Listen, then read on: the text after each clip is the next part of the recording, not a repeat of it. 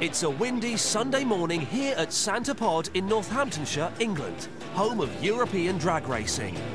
This is the fastest, most dangerous motorsport on Earth, and the people who race here are the ultimate adrenaline junkies. One of the teams here to test their car is Fire Force. Their car, Fire Force 3, is a stylish design with a fiberglass body. But instead of a standard 2-litre car engine, they fitted it with a Pratt & Whitney jet. It's virtually a hairdryer on a roller skate. Generating 10,000 horsepower, it can reach almost 700 kilometres an hour in just 5 seconds.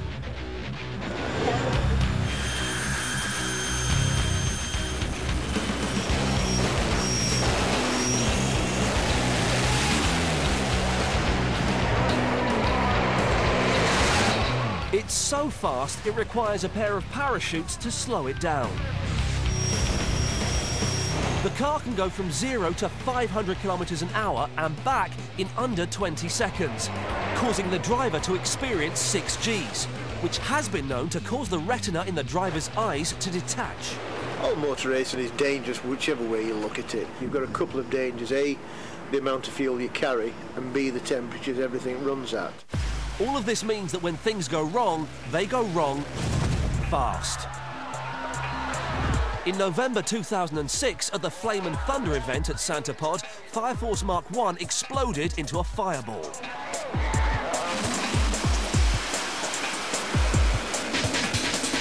Inside the car was driver Tony Baker. I think from start to finish to me getting out the car was about 30 seconds. But it seemed an awful lot longer when I was in the car. Incredibly, he escaped with just a few scorch marks.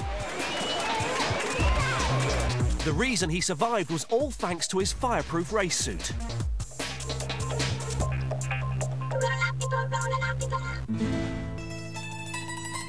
To find out how they're made, we've come here to Turin in Italy. This ancient city is home to one of the world's biggest suppliers of racing suits, Sparco.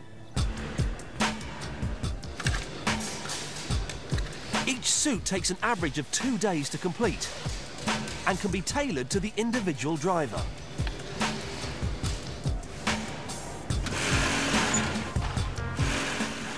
The aim is to produce a suit that will insulate the driver's skin from a fire and still be comfortable. This means everything from the basic fabric to the stitching and logos must all be made to the highest possible standards. The process begins by breaking the design down into a series of templates using a computer. Once this is complete, the most economical layout for the pieces is calculated and they're ready to be cut out. The most common fireproof material is a fabric called Nomex, which is mixed with Kevlar fibres to increase its strength. This is laid out on a vacuum table and cut by a computer-controlled cutting machine.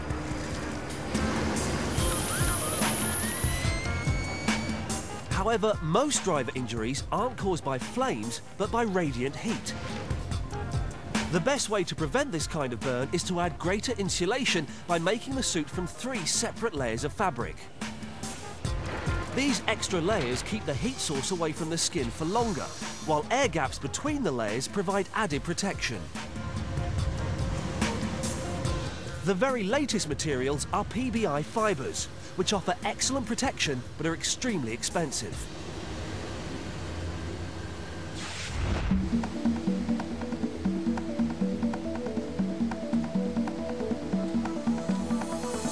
Once the layers of the suit are complete, they're ready to be stitched together with fire-resistant thread. For correct positioning of the layers, a quilting pattern is used, so there is never more than 100 millimetres between the stitches. And to ensure the drivers look extra cool, here in the high-tech embroidery lab, the suits are finished off with some great-looking logos. These are created on a computer, which feeds instructions directly to over 100 embroidery machines.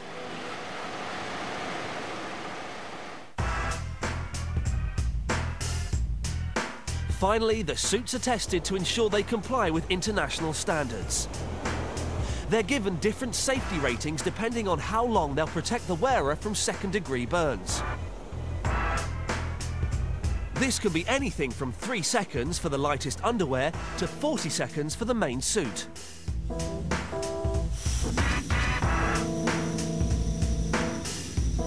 They must also demonstrate that no holes are caused by the flame.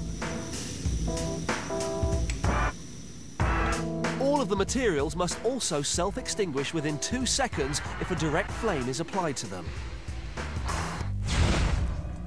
The ultimate test is to set fire to the entire suit. Gasoline burns at a fierce 1800 degrees Fahrenheit.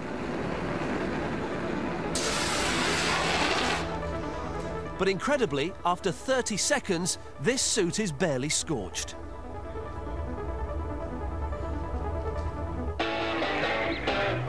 Fortunately for Tony Baker, he was wearing a fireproof racing suit when disaster struck Fire Force in 2006. Everything we wear is fireproof.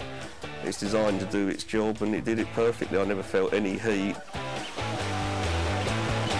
He was able to step away from this spectacular accident with nothing more than a lightly charred suit. I've only seen a handful of major incidents, and I think Tony's one of the most spectacular I've seen, and obviously he just walked away from it. And when he blasts down the track in Fire Force 3, he can rest assured that however crazy drag racing might be, he's been sensible enough to wear the best possible protection should anything go horribly wrong again.